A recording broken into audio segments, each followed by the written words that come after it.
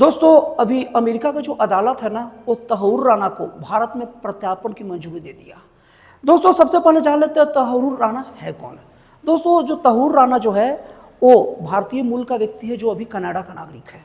और दोस्तों उस पर आरोप क्या है, तो दोस्तों उस पर आरोप ये है कि जो 26/11 में जो बंबई में जो हमला हुआ था ताज होटल के सामने, उसमें वो दोषी था। अब दोस्तों इसमें कुछ वर्ड सीख लेते हैं। प्रत्यार्पण। दोस्तों प्रत्यार्पण होता क्या चीज़ है? प्रत्यार्पण का मतलब वो एक प्रक्रिया होती है जिसमें कोई एक देश का अपराधी वो देश में कुछ गैर कानूनी काम करके बाहर भाग जाए, और जिस देश के हिसाब से गैर कानूनी काम हुआ है वो देश जिस देश में छिपा है उस देश की सरकार को खबर देती है, और अगर उस देश के जेल में बंद है तो उस सरकार को खबर देती है और कहती है कि हमारा अपराधी है, और उसको प्रूफ देती है, और इस तरीके से वो देश सौंप देता है अपराधियों को। उसी को प्रत्यार्पण कहते हैं। तो दोस्तों अब यहां तक तो आप समझ गए। अब दोस्तों ये बात उठता है कि ये राणा जो है वो किस तरीके से भारत का आरोपी है। दोस्तों दिल्ली की कोर्ट में जो NIA द्वारा आरोप पत्र दाखिल किया गया, जिसमें तहूर राना, फिर उसके बाद उसका दोस्त, इसका दोस्त के बारे में जान लीजिए, वो है हेडली है, और वो जो हेडली है ये इसके बचपन का दोस्त था, और हेडली पाकिस्तानी मूल का व्यक्ति है जो अमेरिका का नागरिकता ले चुका है। अब दोस्तों क्या है कि कनाडा और अमेरिका में इतना अच्छा संबंध है कि वहाँ का नागरिकों को आमने मतलब एक देश से दूसरे देश में जाने के लिए कुछ वीजा वूजा कुछ नहीं लगता, तो इसलिए इन लोग बचपन से इन लोग का दोस्ती हो गया। और इसके बाद में जो राणा है उसे इस बात की खबर थी कि जो डेविड हेडली है वो डेविड हेडली का आतंकवादी संगठन लश्कर-ए-तैयबा के साथ संबंध है, और ये सब जानते हुए भी राणा ने उसका साथ दिया और उस आतंकवादी संगठन का समर्थन किया।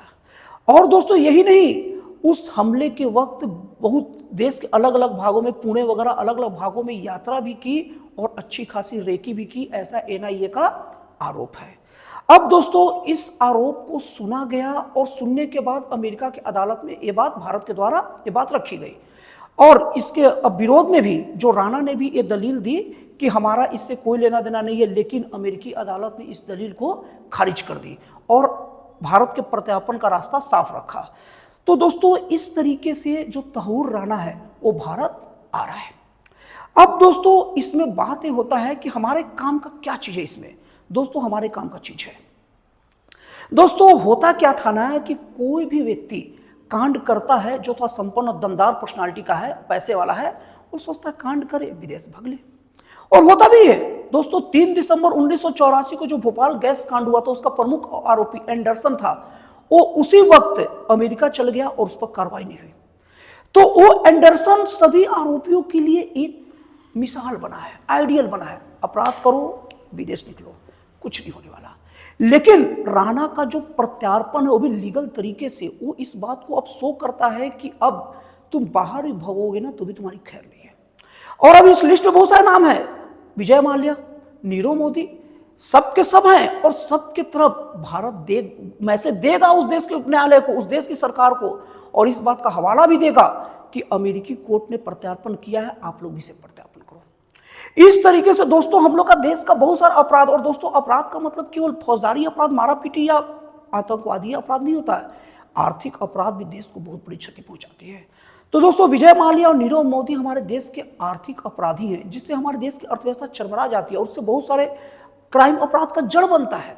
तो दोस्तों इस तरीके से हमारे देश के लिए अच्छी खबर है कि अब बाकी उन लोग भी को भी मैसेज जाएगा कि तुम बचोगे नहीं, और जो बाकी जो अपराधी जो इस ताक में अपराध करते हैं कि विदेश भाग जाएंगे, वो भी अब सोच समझ के अपने अपराध को अंजाम देंगे। और दोस्तों ये भारत के लिए बहुत बड़ी कूटनीतिक जीत भी है कि विदेश से, अमेरिका जैसे देश से अपने अपराधी को प्रत्यार्पित करके अपने देश में ला रहा है। तो दोस्तों मुझे उम्मीद है कि आपको ये जानकारी पसंद आया होगा। तो दोस्तों फिर मिलते हैं अगले वीडियो में एक नए, एक जन कल्याणकारी और एक राष्ट्रवाद से प्रेरित नए विचारों के साथ।